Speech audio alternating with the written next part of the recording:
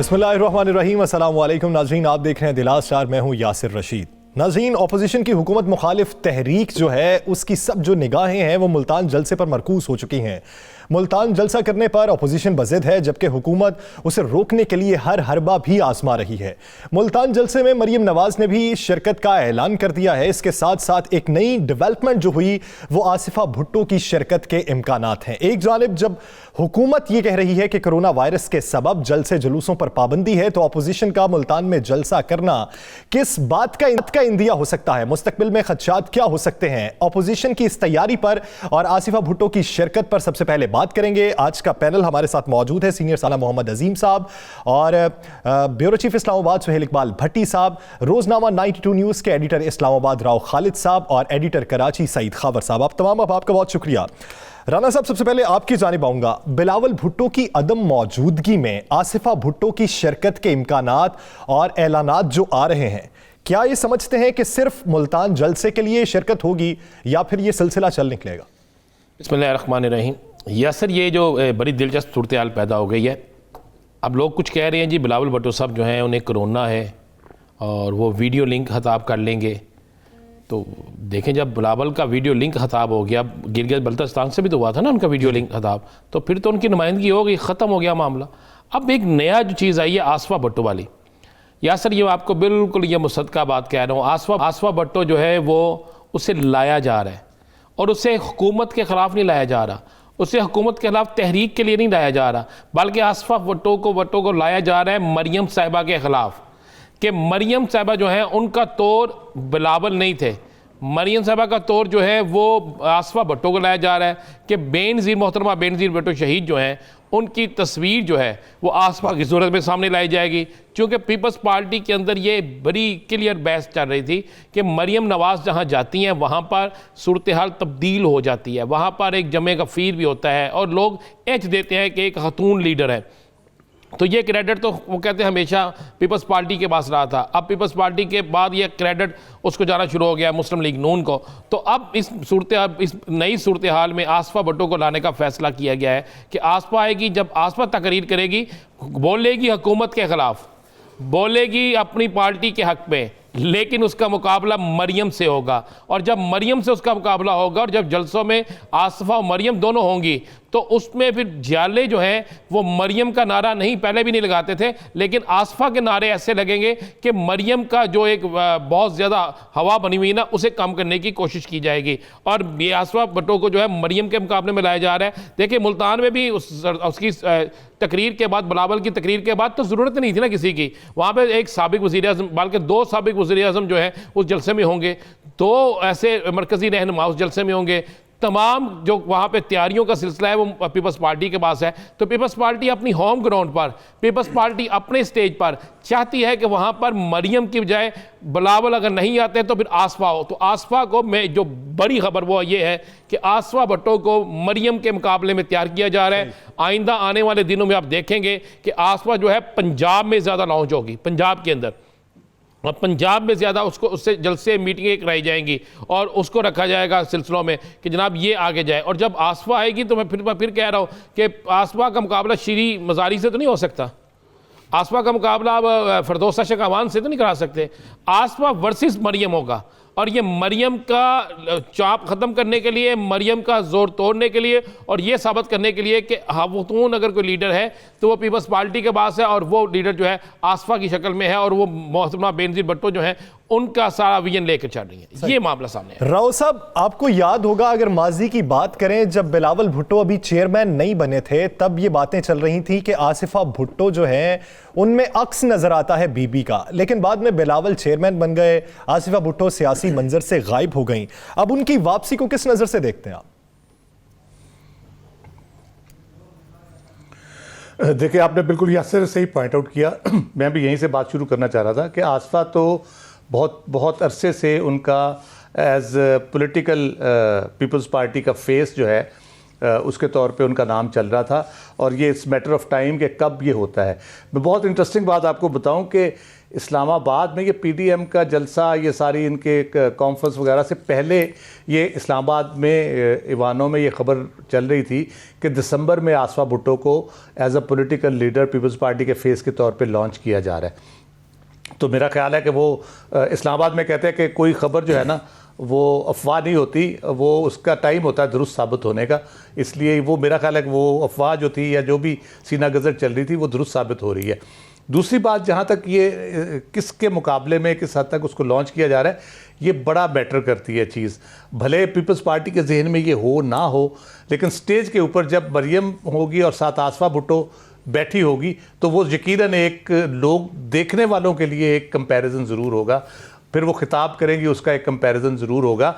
यकीनन peoples party की बहुत इंटेलिजेंट मूव है और बड़ी टाइमली मूव है, और मेरा ख्याल उनका जो प्लान्स थे उसमें ये ऑलरेडी शामिल था। इसलिए मुल्तान का जलसा एक एक्सक्यूज़ मिल गया बिलावल भुट्टो के कोरोना की वजह से कि मुल्तान के जलसे में उनको लॉन्च किया जा रहा है। और उनका लॉन्चिंग का मतलब ये, जैसे आपने भी कहा, कि वो एक पीपल्स पार्टी के फेस के तौर पे अब उन्होंने ग्राउंड में रहना है। अब वो बैकग्राउंड में नहीं जाएंगी।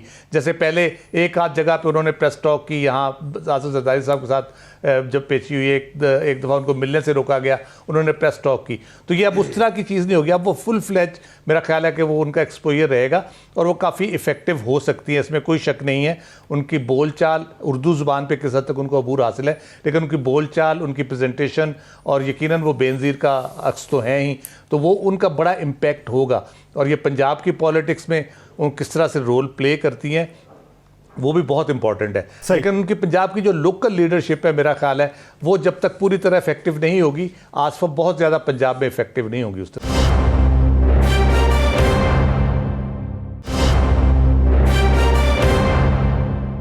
खबर साहब, आप क्या समझते हैं, आसिफा भुट्टो की अगर पॉलिटिकल लॉन्चिंग हो रही है तो पॉलिटिकल लॉन्चिंग में पाकिस्तान पीपल्स पार्टी का तशख़्ख़ुस कितना बहाल होगा, इमेज सिंध में कितना बेहतर होगा, और बकिया सूबों की अगर आपसे राय ली जाए?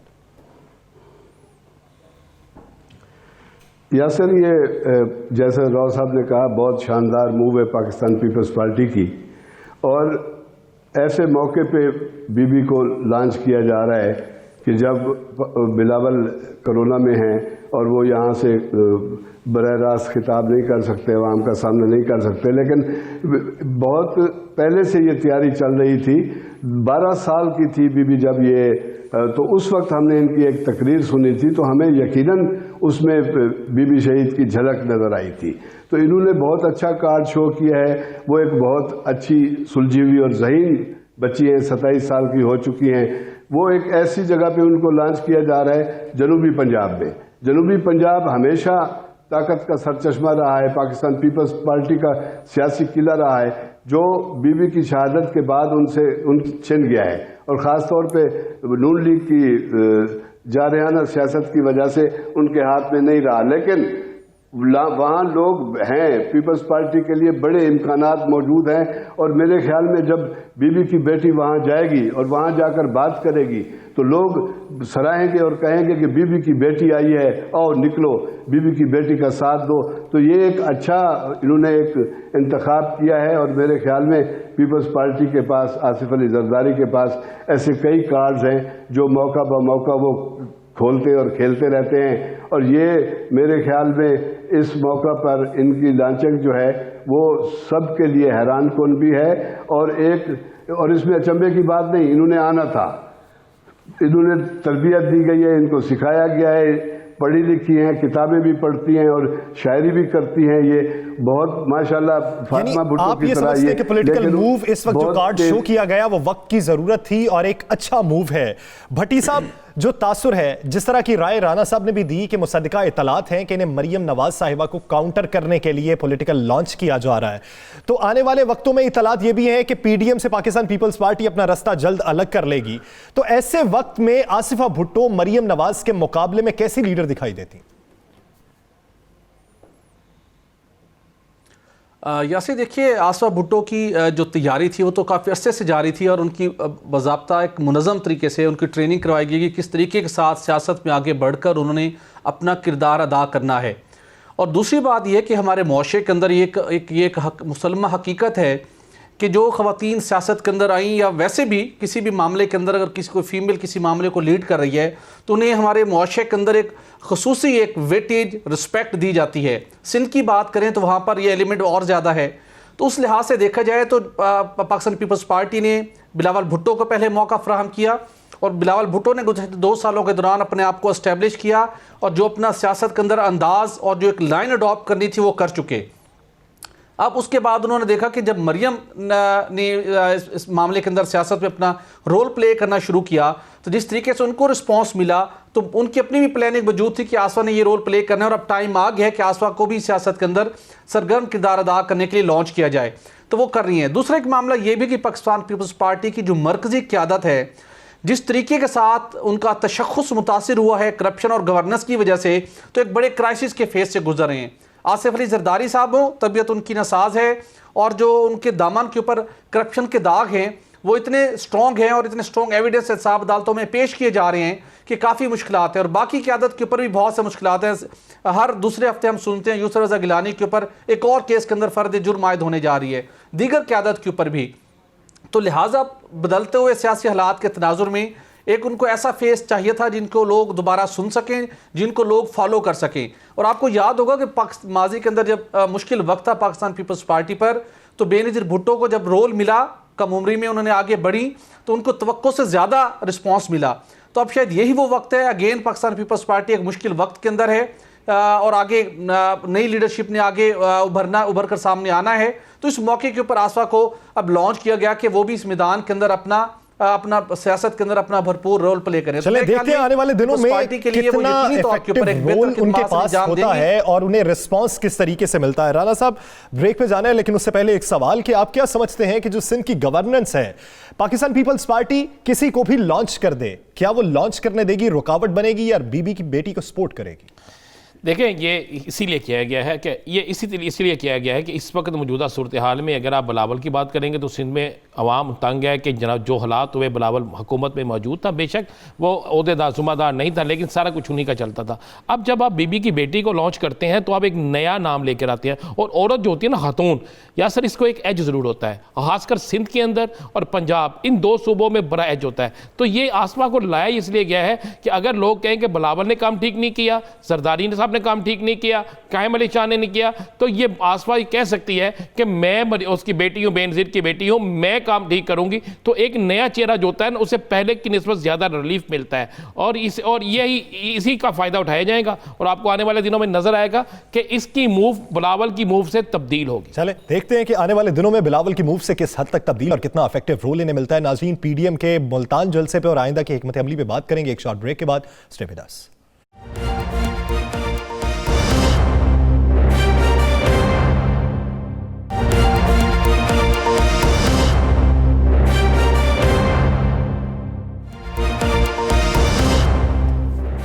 Welcome back. नाज़रीन, जहां पर पाकिस्तान पीपल्स पार्टी बज़िद दिखाई देती है कि मुल्तान का जलसा होना चाहिए, बेशक उनके तमाम रहनुमा कोरोना वायरस का शिकार है लेकिन जलसा होगा, ऐसे ही वक्त में मरियम नवाज भी सहाफ़ियों से गुफ्तगू करती हैं। एक बैठक सजाई जाती है और उसमें वो कुछ इंकशाफात करती हैं और साथ ही साथ वो उसी बैठक में ऐलान करती हैं कि वो भी शिरकत करेंगी मुल्तान के जलसे में।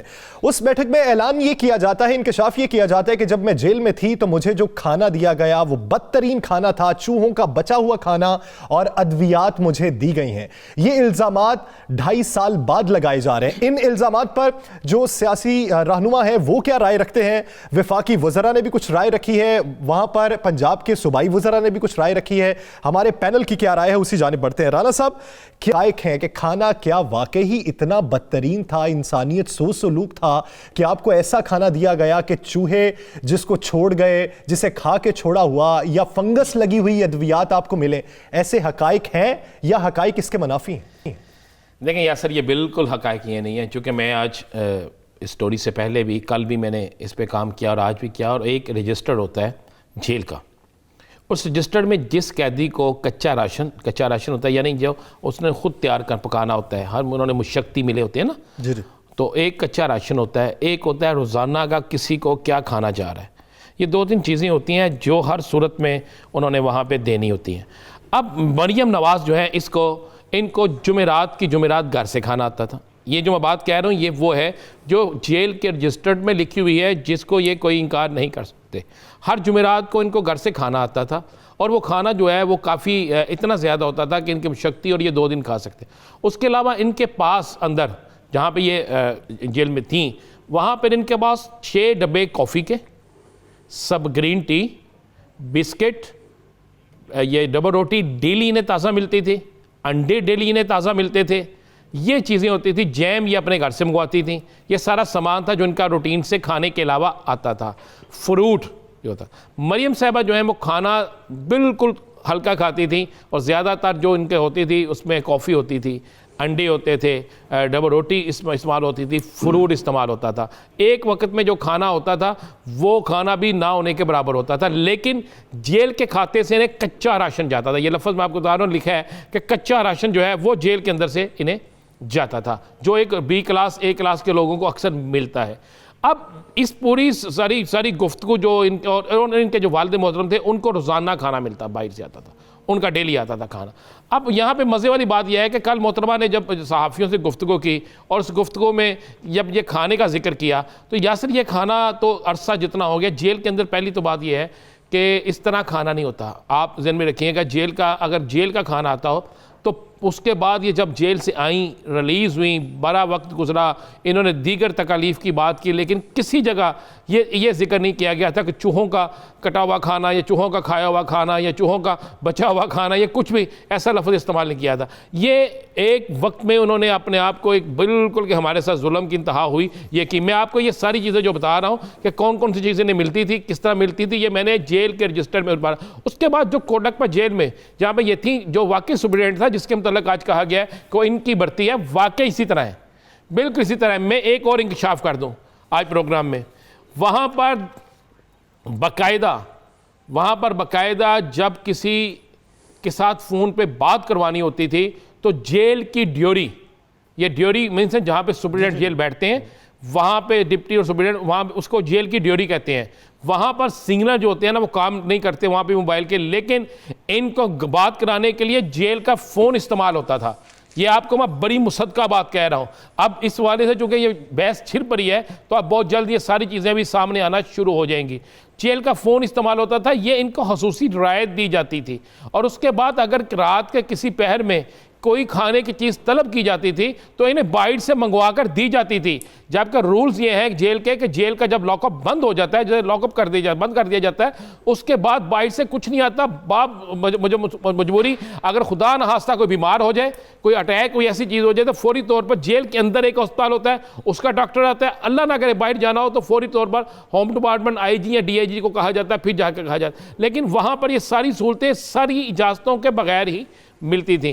तो मरियम साहबा ने जेल का जो खाना वो मैंने आपको बता दिया। कल एक और बड़ी वहाँ पे गुफ्तगू हुई जो मरियम साहबा ने जर्नलिस्टों से, सहाफ़ियों से, कुछ सीनियर एंकर्स थे, तो उस पर यासर उन्होंने कुछ अदलिया के हवाले से बात की और कुछ अदलिया के लोगों पे इल्ज़ाम लगाया। ये बड़ा खौफनाक है। पहले तो इल्ज़ाम ये कहते थे ना कुछ अहम अदारों पे लगाते थे, अब अदलिया के कुछ लोगों पे नाम लेकर इल्ज़ाम लगाया। तो उसी दौरान में एक सहाफ़ी ने इनसे यह भी सवाल किया कि जी हम तो इसलिए आपके पास आए थे कि हम जाके आपके यहाँ अफसोस करते हैं और ताज़ियत करते हैं और शायद आपने हमें बुलाया भी इसलिए है कि ताज़ियत हो जाएगी। उन्होंने कहा नहीं, वो मामला अपनी जगह है। मियाँ साहब ने कहा कि हमने इस मिशन को नहीं छोड़ना। अब मुझे बताएं यासर, किसी की दादी फौत हुई हो और औरत भी वो फौत हुई हो जो उस ख़ानदान की सबसे बड़ी हो और सबसे बड़ी हो और बड़ी होने के साथ साथ उसकी दुआएँ और उसकी बड़ी अहमियत हो और उसके वफ़ात पे के वक्त 3 रोज़ा आपने एक तरफ की 3 रोज़ा तकरीबात का बाइकाट किया हो, तमाम सियासी इवेंट्स का, और उसके उसी 3 दिन में आप बुला भी लें और सहाफ़ियों को बुला के फिर किसी जगह पे जिक्र ना करें अफसोस का और सिर्फ अदारों पे तनकीद करें। तो उनकी मीटिंग में कुछ गुफ्तगू तो ऐसी हुई या सर जो हम TV पे नहीं चला सकते, प्रोग्राम में नहीं चला सकते। उन्होंने चंद नाम लेकर बड़े सख्त अल्फाज इस्तेमाल किए, बड़े सख्त। फिर एक सवाल हुआ था क्या आइंदा इलेक्शन में आप मुस्लिम लीग नून पीपल्स पार्टी के साथ लड़ेगी? तो उन्होंने कहा नहीं जी, हमारी तो असल हरीफ ही पीपल्स पार्टी है, हम सिर्फ इतना ही करेंगे जितना हम कर रहे हैं, और जो हमने अपने जलसे लहदा शुरू कर दिए, ये उन्होंने कहा जी ऑफ द रिकॉर्ड है। उन्होंने कहा ये जलसे जो हम मुस्लिम लीग नून लहदा कर रही है वो इसलिए कर रही है कि जनाब हमने कल को अपनी मूव लेकर चलनी है, पीपल्स पार्टी बामजबूरी हम उसके साथ है। लेकिन मरीम नवाज की जानिब से जो इल्जामात लगाए गए उस पर भी सवालिया निशान उठते हैं। राव साहब, आप क्या समझते हैं कि जब ये पाबंदी सलासिल थी उस वक्त बातें यही थी कि जेल के अंदर जो सहूलियात दी जा रही हैं वो एक आम कैदी को तो दी नहीं जाती, तो अगर कोई कैदी बड़ा हो, अगर उसका सियासी असर रसूख हो तो उसे मुख्तलिफ तरीके से सहूलियात दी जाती हैं, ये तब बातें उठती थीं। वज़ीर आज़म ने इसका नोटिस भी लिया था। तो क्या ऐसा मुमकिन है कि ऐसी अद्वियात जो फंगस लगी हो या ऐसा खाना जो खाने के काबिल ना हो वो मुहैया किया जाता रहा हो मरीम नवाज साहिबा को? देखिए, बड़े अफसोस की बात है कि एक मरीम नवाज जो हैं, जिस सियासी विरासत की वो दावेदार बन रही हैं, तो उसमें इतना गैर संजीदा रवैया जो है मुझे समझ नहीं आती वो क्यों इस किस्म की बातें करती हैं जिस पे कोई यकीन भी करने को तैयार ना हो। ये वो अपना वक़ार, अपने सियासी साख और उसको सबको दाव पे लगा रही है। इस तरह से वो लीडर नहीं बन पाएंगे कभी भी, इस किस्म की बातें करके, इस किस्म के इल्ज़ामात लगा के। तो हमारे वो कहा जाता है कि जी पड़ोसी की दीवार गिर जाए भले अपना बच्चा नीचे आ जाए। तो ये एटीट्यूड नहीं होना चाहिए सियासत में। आपका ठीक है, अगर कोई ज़्यादती हुई है आपके साथ, आप उसका एक प्रॉपर उसका तरीक़ाकार है, आप उसको लॉन्च कर सकती है, कंप्लेंट लॉन्च कर सकती है। उस वक्त भी बयान दे सकती थी, किसी ने रोका नहीं था इनको। पेशी पे भी आते थे अदालत में ये लोग, और इनके लोग मिलने वाले भी जाते थे इनको, किसी के ज़रिए भी ये पैगाम दिया जा सकता था। उस वक्त तो कोई बात नहीं की, बल्कि यहाँ तक खबरें आती रही कि वहाँ पे इनके पास मोबाइल फ़ोन्स वगैरह भी थे जो शायद बाद में रिकवर किए गए, जिससे ये बात करती रहती थी। तो ऑब्वियसली यहाँ थोड़ा सा हमारे एक सोसाइटी का ये अलमिया है जो प्राइम मिनिस्टर बड़ा कहते रहते हैं कानून सबके लिए बराबर होना चाहिए, लेकिन यहाँ पे नहीं है बराबर कानून।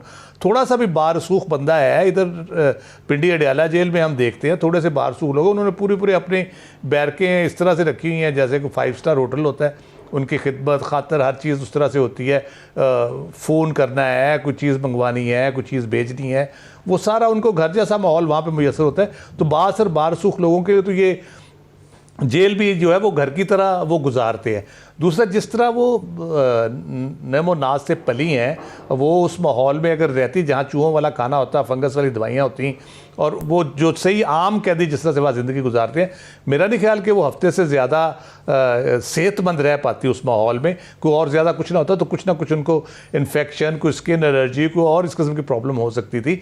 तो मेरा ख्याल है कि जो बज़ाहिर जो चीज़ें नज़र आती हैं, जो सर्कमस्टेंशियल एविडेंस जिसको कहते हैं, वो बड़े कंफर्टेबल माहौल में रही हैं। ऑब्वियसली जेल होती है, आप जितना भी कंफर्टेबल माहौल हो, एक तकलीफ़ तो उनको होती होगी वहाँ पे, लेकिन वो कंफर्टेबल माहौल में रही हैं जिसमें उनको इस किस्म की मेरा कोई अजियत पहुंचाने के लिए, इस किस्म की बातें करने के लिए उनको किया जाए। कैमरा लगाने की बातें होती है, इधर कैमरे लगे हुए थे, बाथरूम में लगे हुए थे, बचपने वाली बातें हैं। मेरा ख्याल है कि वो जिस लेवल की लीडर अपने आप को समझती हैं या जिस लेवल पे अपने आप को वो रखना चाहती हैं, ये उससे बहुत नीचे आके बात की है उन्होंने। मेरा ख्याल है उनको कम से कम अपने वकार का, अपनी सियासी साख का, यही बात आज फयाजुल हसन चौहान साहब ने भी कही। भट्टी साहब, आप क्या समझते हैं, जैसे कि कैमरों की बात है, जैसे ये खाने की बात है, फयाजुल हसन चौहान साहब भी यही कहते थे कि आप 2.5 साल बाद आपको याद आया कि आपको खाना इस तरीके से मिलता था। क्या मंतिक हो सकती है ऐसे वक्त में ऐसे जवाज बनाकर इल्जामात लगाना? यासिर, पहली बात तो ये है कि हमारे मुआशरे के अंदर जब भी अपनी हमारी फैमिली के अंदर किसी का इंतकाल होता है तो एक सोग की कैफियत होती है। और शरीफ ख़ानदान बिलखसूस, जहाँ पर जाती उम्रा के अंदर कहा जाता है और है भी बात ये दुरुस्त कि वहाँ पर एक फैमिली वैल्यूज़ का बहुत ज़्यादा ख्याल रखा जाता है। उन वैल्यूज़ की अगर पासदारी की अगर बात की जाए, जिस तरीके से उनकी तरबियत हुई, तो मेरे ख्याल में जब उनकी दादी का इंतकाल हुआ था, इस मौके के ऊपर उन्हें खामोशी इख्तियार करनी चाहिए थी। जब तक उनकी मैयत यहाँ पर पहुँचती, तदफीन होती है, और उसके 5-6 दिन बाद पहले भी आप भरपूर सियासत करती चली आ रही हैं और आगे भी सियासत करने के लिए आपके पास भरपूर मौके मौजूद हैं। और सियासत तो वैसे एक ना ख़त्म होने वाला सफ़र है, और स्पेशल जिस सफ़र के ऊपर वो गामज़न है तो वो तवील अरसे तक लगता ही है कि उन्होंने सियासी जद्दोजहद करनी है।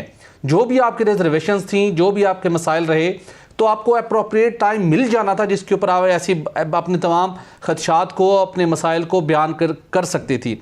रही बात के जिस जो उनको वहाँ पर मसाइल और तकलीफ़ रही, तो वो आप पब्लिकली उस वक्त चीज़ों को बताते हैं कि आप जो मुखालिफ फ्रीक के ऊपर या हुकूमत को जो मोरद इल्ज़ाम ठहरा कर उन्हें बैक फुट पे धकेलें।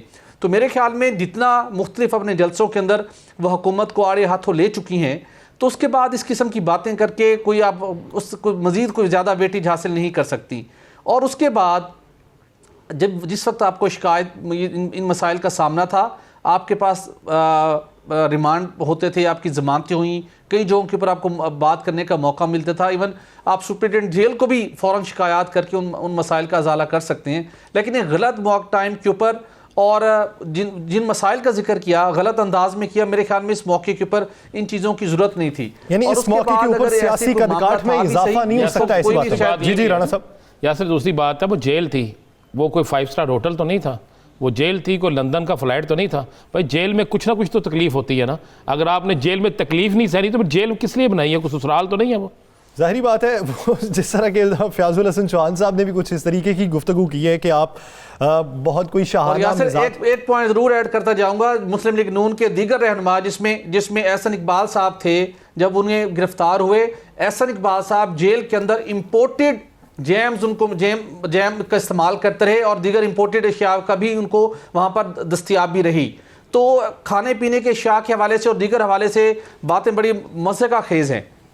यानी मुश्किलात उन्हें दरपेश नहीं थी, इसलिए उनका उज़र बिला जवाज दिखाई देता है। इसी पर बात करेंगे एक शॉर्ट ब्रेक के बाद। Stay with us.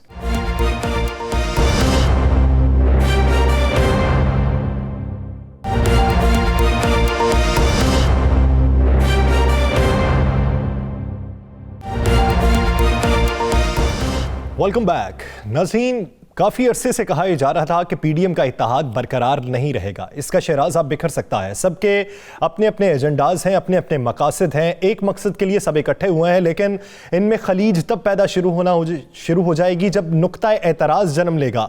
अब वो नुक्ता एतराज़ हतमी पत्ता शो करने पर है, जिस पर कुछ जमातें मुत्तफ़िक हैं, कुछ उसकी मुखालिफत कर रही हैं। एक जमात को अलहदा कर दिया गया, बाकी 10 हैं, जिसमें से 2 अहम रहनुमा ऐसे हैं जो अहम शख्सियात से मुलाकात करने के ख्वाहां हैं। इस हवाले से दरख्वास्त भी भिजवाई गई है। तो आने वाले दिनों में पीडीएम का जो इत्तेहाद है, क्या वो 3 या 4 जमाती इत्तेहाद रह जाएगा? अगर 3-4 जमाती इत्तेहाद होगा तो उसका जो एजेंडा है, उसका जो मकसद है, उस पे कितना फर्क आएगा? इसी पर बात करेंगे। राना साहब, सबसे पहले तो बात ये उस राज से पर्दा उठाएं कि कौन सी 2 अहम शख्सियात हैं, किन पार्टी से ताल्लुक है, किसको दरख्वास्त दी है, किससे मिलना चाहते हैं, पैगाम रसानी के लिए किसको इस्तेमाल किया गया? देखें यासर, एक तो है मौलाना फजलुर रहमान की जमात और उनके नंबर 2 जो हैं, मौलाना फजलुर रहमान के नंबर 2 जो हैं, जिन्होंने मियां नवाज शरीफ की बात से थोड़ा सा इख्तलाफ भी किया था, जो अब साइड लाइन पे नहीं मौजूद हैं, जिन्होंने नवाज शरीफ की बयानिए के हवाले से कहा था उनका अपना ख्याल। सही। और उनकी एक मुलाकात हुई है, ये मुलाकात भी इस्लामाबाद में हुई है, और उन्होंने जिस शख्सियत से मुलाकात की है उससे दरख्वास्त की है कि जनाब हमें ऊपर मिलाया जाए। हम जो है मियां नवाज शरीफ के बयानिए की सपोर्ट नहीं करेंगे, लेकिन हमें कुछ ना कुछ तसल्ली तो करा दीजिए। ये लफ्ज़ इस्तेमाल। तो अभी वहाँ से जवाब कोई नहीं आया, लेकिन उन्होंने अपनी कोशिशें शुरू कर दी हैं। मुलाकातों का सिलसिला शुरू हो गया है। इस्लामाबाद के अंदर ये मुलाकात होती है। मुलाकात एक प्राइवेट घर के अंदर होती है, और उस मुलाकात में जब मौसूफ जाते हैं तो ये अपनी गाड़ी पे भी नहीं जाते। जिस शख्स की गाड़ी में जाते हैं उसका तल्लक लाहौर से है, और लाहौर में एक बड़ा वो प्रॉपर्टी का कारोबार करता है, उसके साथ ये जाते हैं। वहाँ पे मुलाकात होती है। 25 मिनट की इस मुलाकात में ये अपनी दरख्वास्त पेश करते हैं और बहुत सी यकीन दहानियाँ भी कराते हैं। अब मैंने पहले भी कहा था कि हर बंदा अपने शिकार की तलाश में है। ये शिकार एक नहीं है, हर बंदे का अपना अपना शिकार है। वो कहते हैं जितना हिस्सा जहाँ से मिलता है लेके बाहर निकलें इस हॉल से, ताकि हम जाके अपनी करें। उसके बाद दूसरी शख्सियत जो है जिसने मुलाकात की है उसका तल्लक मुस्लिम लीग नून से है, और वो अकेले नहीं थे, उनके साथ एक शेखुपुरा से तल्लक रखने वाले, शेखुपुरा डिस्ट्रिक्ट से तल्लक रखने वाले एक MNA थे, और एक सियालकोट के MNA हैं। इन लोगों ने मुलाकातें की हैं। उन मुलाकातों में यकीन दहानियाँ भी कुछ कराई गई हैं।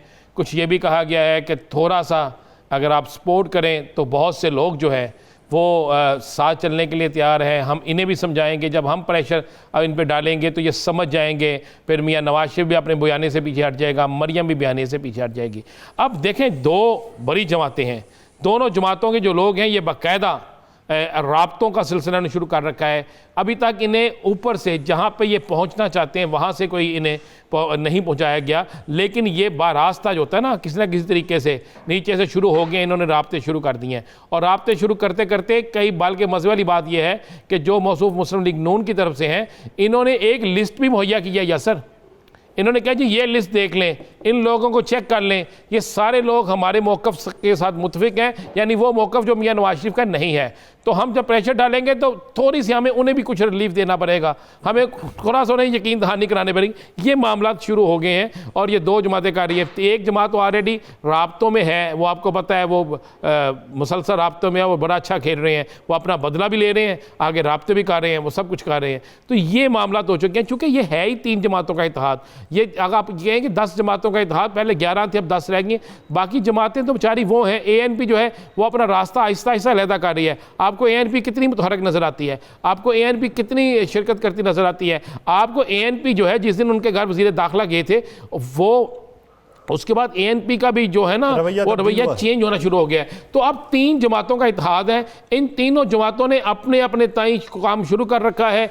एक जमात के राब्ते हो चुके हैं, 2 जमातें राब्ते कर रही हैं। आपको मैंने बता दिया कि एक राब्ता इस्लामाबाद में हुआ, एक दूसरा राब्ता भी इस्लामाबाद में हुआ, लेकिन एक का तलक सियालकोट से, एक का शेहूपुरा से है, और दूसरा एक जमीयत उलमा इस्लाम मौलाना फजल रहमान का नंबर 2 है। और अक्सर मीडिया पे ख्वाहिशात के मुताबिक मुलाकात कब होती है? भट्टी साहब क्या समझते हैं, जिस तरह राना साहब कहते हैं हर जमात अपने शिकार में, आपके नजदीक बली का बकरा किसे बनाया जाएगा?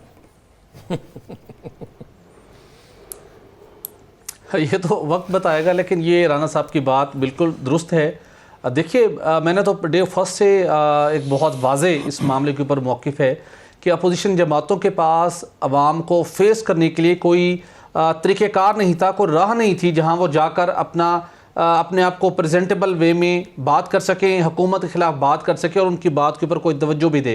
तो अब सबका यही था, बिलखुसूस 2 अपोजिशन की बड़ी जमातें मुस्लिम लीग नून, जिस तरीके से करप्शन केसेस के बाइस अदालतों में वो घिरे हुए थे, उनके पास कोई और प्लेटफॉर्म नहीं था जहाँ पर जाके वो अपना बयानिया पेश कर सकें। पाकिस्तान पीपल्स पार्टी फ़र्द जुर्म आए चुकी हैं, एहतसाब अदालतों में ट्रायल बहुत तेज़ी के साथ जारी हैं। कोई दूसरा रास्ता नहीं था कि वहाँ पे जाके वो किसी जगह पे जाके अपना कोई बयानिया पेश कर सकें। उसके बाद मौलाना फजल रहमान साहब, वो भी अपने जो उनके ग्रजेस थे, जो उनकी एहसास महरूमी था 2018 के इंतखाबात में, तो उन्होंने भी कहा कि इस प्लेटफॉर्म से मैं भी को अपना रोल प्ले करने के काबिल हो जाऊँगा। तो इन 3 जमातों का ही रोल है। मामला ये है कि करप्शन केसेस के ख़िलाफ़ जो जिस तेज़ी के साथ ट्रायल जारी हैं, वो उनको किस तरीके के साथ उनको निपटाया जाए। जब जिसको जहाँ से कोई एश्योरेंस या कोई उम्मीद की थोड़ी सी किरण नज़र आती गई, तो फिर ये किसी न किसी वजह से PDM का रास्ता इनके जो अलग होना शुरू हो जाएगा। लेकिन मामला ये है कि जो केसेस हैं माजी के अंदर, हम जिसे हम NRO कहते हैं, NRO हुआ, उसका सबसे बड़ा खमियाजा उस मुल्क की आवाम और मुल्क को भुगतना पड़ा। सियासत करें, जलसे करें, हुकूमत को कॉन्टेस्ट करें, जो भी आइनी तरीक़ेकार है उसके मुताबिक आगे बढ़ें, लेकिन जितने केसेस अदालतों में हैं वो आइन और कानून के मुताबिक डील होने चाहिए। वहाँ पर किसी को, किसी जमात को, किसी फ़र्द को वहाँ पर कोई सेफ पैसेज किसी सूरत नहीं मिलना चाहिए। यही वो सिस्टम है जो आगे जाके एक मजबूत जमहूरियत की बुनियाद बन सकता है। और यहाँ पर सरफ़ नज़र करके मामला आगे बढ़ाने की कतन कोई ज़रूरत नहीं है। कोरोना का एक प्रेशर है, केसेस मुल्क भर के अंदर 7.5% डेली केसेस बढ़ रहे हैं। मुल्तान के अंदर बड़ा मामला है पीपल्स पार्टी का, ठीक है, यौम तसीस है, उसको मनाने का और तरीक़ेकार भी हो सकता था। कोरोना के पेश नज़र वक्ती तौर पर इनको जलसे अपने मनसूख करने चाहिए और उसके बाद दोबारा अपनी सियासत करनी है, आप ज़रूर जलसे कीजिए। और जो पाकिस्तान मुस्लिम लीग नून है, वक्त की जरूरत बहुत कुछ होती है भट्टी साहब, लेकिन वक्त की जरूरत को सियासी जमातें या सियासी रहनुमा देखते कितना है, ये अवाम को देखना पड़ेगा। राव साहब, क्या ऐसा हो सकता है, जिस तरह राना साहब ने इशारा किया कि पाकिस्तान मुस्लिम लीग नून के रहनुमा भी जाके मिले हैं, अब मियाँ साहब तो ये थे कि मैं NRO नहीं दूंगा, मैं बात नहीं करूंगा, मेरी तरफ से रिजेक्टेड, क्या ऐसा मुमकिन है कि माइनस नून को सोचा जा रहा हो? देखिए यासिर, एक तो बड़ी बुनियादी सी बात है कि हम शुरू से ही कह रहे थे, पहले दिन से हम जब इस पे डिबेट शुरू की थी PDM की, तो हमने कहा था ये कभी इकट्ठे नहीं रहेंगे, ये जाएंगे। यही होता है जब मखसूस मफादात के तहत कहीं की ईंट और कहीं का रोड़ा लेके आप बनाते हैं, तो वो फिर इसी तरह से उसका हशर होता है। देखिए मियाँ साहब को तो पता है, वो तो जो है बिल्कुल डेस्परेशन में गए थे, बिल्कुल ऑल आउट वो गए हैं, क्योंकि उनको पता है वो तो आ नहीं सकते इक़्तिदार में खुद ज़ाती तौर पे, और वही उनके लिए सबसे अहम है। उनकी बेटी बन भी जाए, मेरा ख्याल है उनका दुख अपनी जगह बरकरार रहेगा कि वो खुद चौथी दफ़ा वज़ीर-ए-आज़म नहीं बन पाएंगे, उनकी डिस्क्वालिफिकेशन का जो सिलसिला है। उसके बाद नून के लिए कोई रास्ता रह नहीं गया। जिस हद तक वो जा चुके हैं, मेरा ख्याल है उन्होंने खुद अपने वापसी के रास्ते बंद कर लिए हैं। और मैंने पहले भी एक दफ़ा अर्ज़ किया था कि मियाँ नवाज शरीफ जो कर रहे हैं, एक तो डेस्परेशन है, दूसरा वो नून को इस हालत में कर देना चाहते हैं इस किस्म के बयानात दे के कि ये अगर कोई और भी इसकी क़यादत संभाले तो उसके भी किसी काम की ना रहे। और ये राना साहब ने जैसे अभी बात बताई मुलाकातों की और लिस्टों की, तो उससे ये ज़ाहिर हो रहा है कि उनके अंदर जो फ्रिक्शन है, जो तकसीम बढ़ रही है, उसके बाद ये नून किस किस्म की होगी, वो रहे ना रहे, उसकी रेलेवेंस फिर क्या रह जाएगी जब वो टुकड़ों में बट जाएगी या उनके लोग पीछे हट जाएंगे। तो इसलिए मेरा नहीं ख्याल कि नून कोई अकेली रह गई तो कोई बहुत बड़ा कारनामा कर लेगी या कितनी बड़ी मुहिम चला सकेगी या तहरीक चला सकेगी, कुछ नहीं कर पाएगी, क्योंकि उनके अभी जो टाइम था इंटीग्रेट करने का, उसमें तो वो खुद अभी जो सहाफ़ियों से मुलाकात हुई मरीम की, उसमें एक चीज़ का शायद आपने नोटिस नहीं किया, उन्होंने अपने चचा के बारे में कहा कि मेरे वालिद साहब कहा करते थे कि ये बहुत बहादुर नहीं है। तो वो इस किस्म की जब आप गुफ्तगू करेंगे, अपनी फैमिली के अंदर लोगों को दिल दुखाने की कोशिश करेंगे और उनको मार्जिनलाइज करेंगे, तो वो फिर उसके बाद क्या रह जाएगा, कितनी देर ये इकट्ठे चल सकेंगे। मेरा ख्याल है मरियम की जो बुनियादी कोशिश है वो ये है कि शोर शराबा डाल के किसी तरीके वो भी लंदन चली जाएँ। मियाँ साहब तो ऑलरेडी वहाँ पे हैं, उसके बाद फिर देखेंगे कि वो किस किस्म की सियासत करते हैं। इस पीडीएम का तो जो हम पहले दिन से कह रहे हैं हशर होना था, वो उसकी तरफ बड़ी तेज़ी से जा रहे हैं, और मेरा नहीं ख्याल कि बहुत ज़्यादा देर इकट्ठे रह सके। एक जमात जो निकल गई है या निकाली गई है, वो तो हमें पता चला, कि वो तो शामिल ही नहीं थी इसमें, वो तो बाद में पता चला कि वो तो इंडिविजुअल तौर पे आ रहे थे, वो जमात इसका हिस्सा ही नहीं थी कभी। खावर साहब, आपको हमारे मुआशरे का पता होगा, हमारा किसी के साथ अच्छा ताल्लुक हो, उठना बैठना हो, तो सामने वाला बंदा आपकी बात बखूबी सुनता है, लेकिन कभी लड़ाई झगड़ा हो जाए, इख्तलाफात पैदा हो जाए और आप ये समझें कि सामने वाला मेरी बात नहीं सुनेगा, तो आप एक हरबा आजमाते हैं। मुआशरती हरबा ये है कि आप उस पे इल्ज़ामात लगाने शुरू कर दें, ऊंची आवाज़ में जुमले कसने शुरू कर दें। एक वक्त आता है कि आपका उन इल्ज़ामात पे या उससे आगे बढ़ने पे, कदम बढ़ाने पे मुलाकात हो ही जाती है। अब राना साहब जिस तरफ इशारा कर रहे हैं, हर कोई मुलाकात का ख़्वाह है, क्या ऐसा ही है? देखिए, पहली बात तो ये है कि मुस्लिम लीग जो है और नवाज शरीफ साहब के बयाने की वजह से एक ऐसी नहज पे पहुंच गई है जहां से वापसी बहुत मुश्किल हो गई है, और इससे विड्रा भी हो जाएं तो जो इस दौरान जो जितने नारे लगा चुके हैं और जिस तरह वो अपने हुस्न ज़न का मुजाहरा कर चुके हैं, उससे उसकी तलाफ़ी मुमकिन नहीं होगी। बाकी ये है कि ये तीनों जमातों के इत्तेहाद की बात हुई, ये तीनों जमातें एक इत्तेहाद की परवाज़ में जो हंगामी दरवाजे होते हैं ना, वहाँ बैठी हुई हैं। जब इनको मौका मिलेगा ये सब जाएंगे, बात भी करेंगे और अपने लिए बात करेंगे और अपनी पार्टी के लिए बात करेंगे। आप देखें, मैं आपको बताऊं कि ये जो इसका मुस्तकबिल तारीख दिखाई दे रहा है पीडीएम का, उसकी एक बड़ी वजह तो यही है कि कल एक बड़ा जलसा हुआ है, शहीद इस्लाम कॉन्फ्रेंस, जिसकी मेरे ख्याल में इन दिनों में ज़रूरत नहीं थी। जब आप पीडीएम में चल रहे हैं तो आपने मौलाना फजलुर रहमान ने लाड़काना में, जहाँ 7 दिसंबर को बीबी की शहादत पे जलसा होना है, वहाँ जाके आपने इतना बड़ा जलसा करके एक पैगाम दिया है कि आने वाले दिनों में जब भी कोई बात होगी तो हम पीपल्स पार्टी के साथ, नून लीग के साथ नहीं खड़े होंगे। तो मेरे ख्याल में ये रास्ते बनाएंगे। और देखें, कोई भी सियासी जमात एक फितरी जो रिवाज चल रही है, जो फितरी अमल है, सियासी अमल है पाकिस्तान में, उससे रूगर्दानी नहीं कर सकता। जब तक आप डायलॉग नहीं करेंगे, मकालमा नहीं करेंगे, एक कदम पीछे नहीं हटेंगे, तो आपको कुछ नहीं मिलेगा। तो मेरे ख्याल में ये अब तीनों बड़ी जमातें जो हैं, जो अपने आप को बड़ा स्टेक होल्डर समझती हैं इस मुल्क में, वो अपना हिस्सा लेने के लिए और आगे बढ़ने के लिए, अपना सियासी वजूद बरकरार रखने के लिए मकालमे की तरफ आ रही हैं। और ये वो मसालेहत का रास्ता अपना रही हैं और उन्हें अपनी सियासी साख भी इसी से बचती दिखाई दे रही है। बहुत शुक्रिया एडिटर फोरम राना अजीम साहब। राव खालिद साहब और सईद खावर साहब, सुहेल इकबाल भट्टी साहब, आपका इस हवाले से वक्त देने के लिए। नाज़रीन, देर से मुझे दीजिए इजाज़त। अल्लाह ने के बाद।